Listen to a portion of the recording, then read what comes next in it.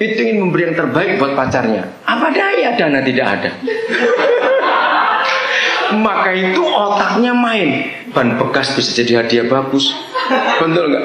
Apa tuh kulit jagung itu bisa jadi hiasan. Wah, itu kreatif. Katakan amin, gak usah malu-malu.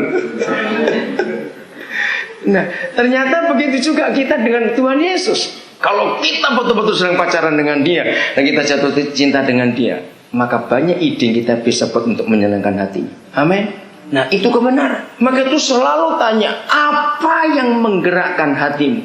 Itu motivasi. Kenapa? Izinkan saya menceritakan ini.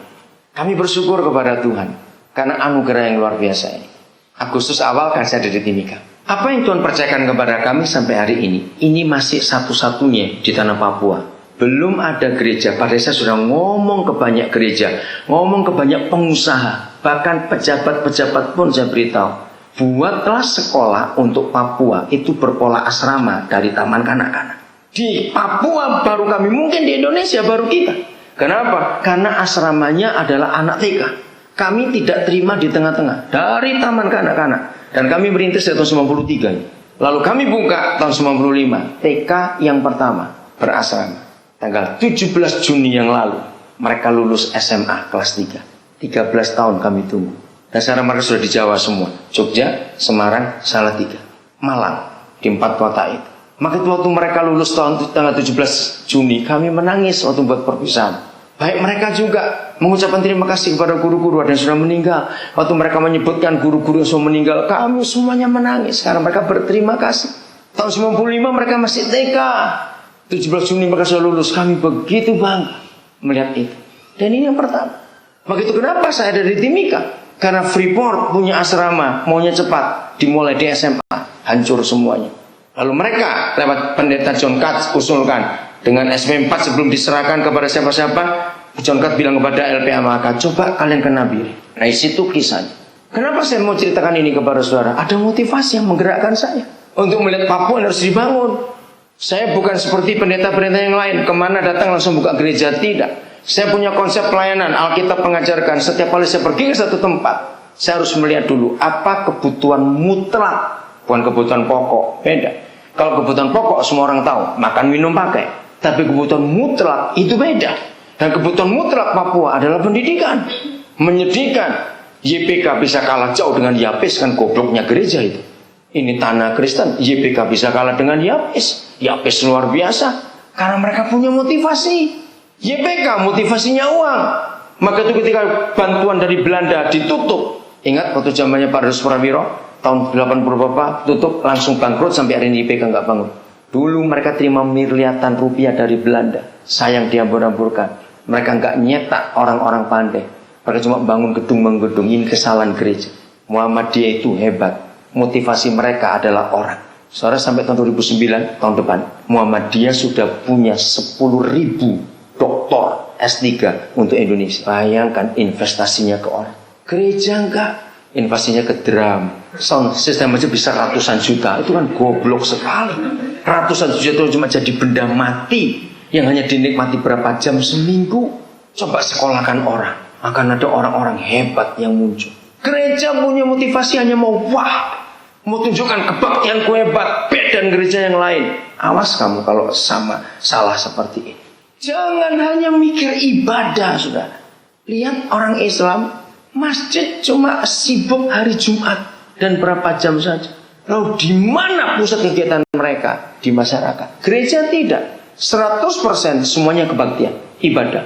Pokoknya ibadah, harus begini, harus begitu. Tapi kita nggak pernah mempersiapkan orang untuk keluar dari gereja. Maka itu saya selalu berkata, orang Kristen itu adalah orang yang paling hebat, jago kandang. Kata-kata jelek bukan? Betul nggak kalau saya katakan orang Kristen jago kandang? Karena berani hebat kalau lagi di gereja, di luar nggak berani apa-apa. Karena salah memberi motivasi. Jadi motivasi kita.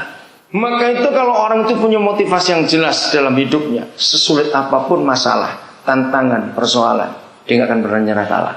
Jawab ya atau tidak. Karena dia tahu ada sesuatu. Maka hari ini motivasi saudara cuma satu. Setiap kali lihat orang banyak, apa yang muncul di hati? Saya ulangi lagi, motivasi saudara harus jelas.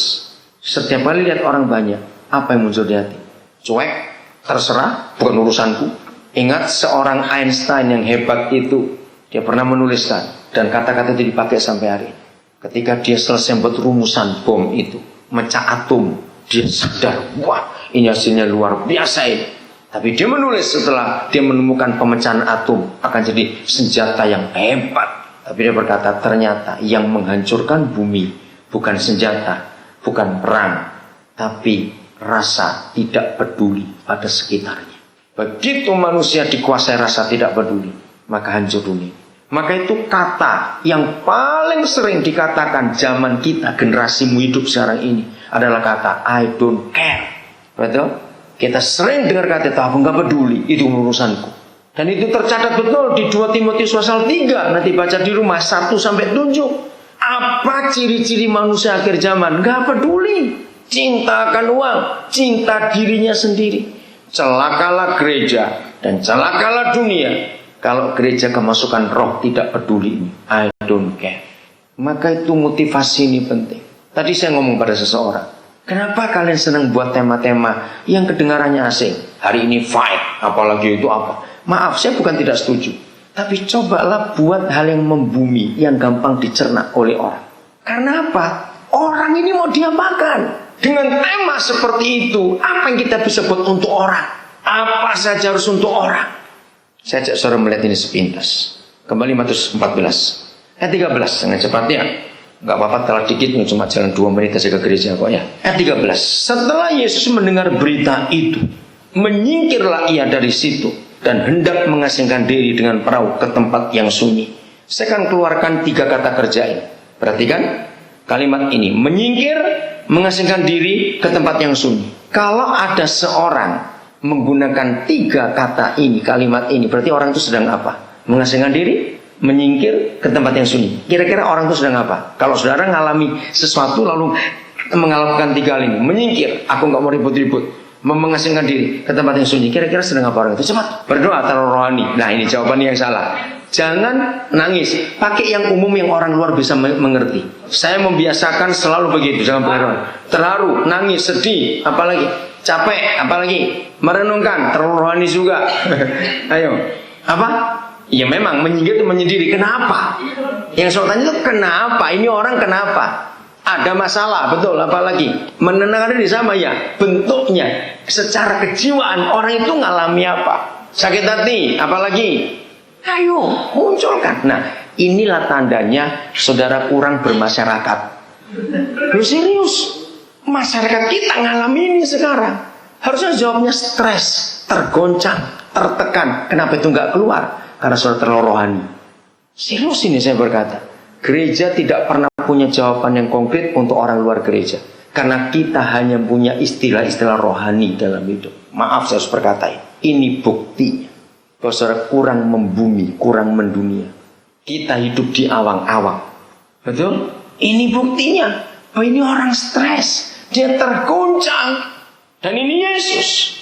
Kata kuncinya terletak pada kalimat setelah dia mendengar berita itu. Nah ini kita mesti cari. Berita apa? Kalau kita baca pasal perikop sebelumnya, Yohanes Pembaptis dipancung oleh Herodes. Syok Yesus. Katanya kita munculkan syok, stres, terguncang, depresi. Begitu mau mengasingkan diri, mau menyendiri. Saudara pernah baca bulan April yang lalu, Departemen Kesehatan Provinsi DKI Jaya menyatakan setiap 1 dari 4 orang di Jakarta itu pasti pernah berurusan dengan institusi mental karena stres. Bayangkan, begitu jangan mau tinggal di Jakarta, banyak orang gilanya. 1 dari 4 orang Jakarta itu data bulan April 2008. Alasannya ada 7. Salah satu yang paling mengerikan adalah polusi. Jadi secara kejiwaan, menghirup udara tidak segar itu mempengaruhi oksigen yang masuk ke tubuh. Kalau oksigen masuk ke tubuh, ke darah tidak normal, tidak baik, masuk ke otak pun jadi nggak baik. Orang jadi sering tegang, sering marah. Itu nomor 1 itu polusi. Kedua karena tekanan hidup, dan ada banyak lagi yang lain. Nah jadi sekarang ini dunia sedang menghadapi masalah ini. Lalu gereja cuma sibuk nyanyi, sembahyang, khotbah, buat acara-acara spektakuler.